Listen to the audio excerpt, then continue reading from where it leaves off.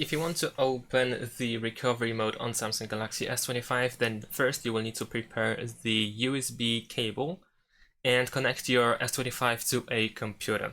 So let's do this. There we go. Next thing, we need to turn off our phone. So I'm gonna go through the quick settings and power off the phone. And now we need to wait for the device to turn off, but in addition to that, we also need to wait for the charging information. So we will see charging icon in a second, and then the information about the battery at the bottom. There we go. And once we see the information at the bottom, we need to press and hold the power button and volume up button until we see the recovery mode. There we go, this is what I'm talking about.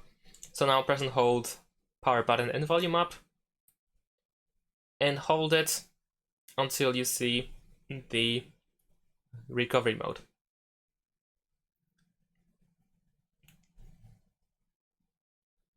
And there we go.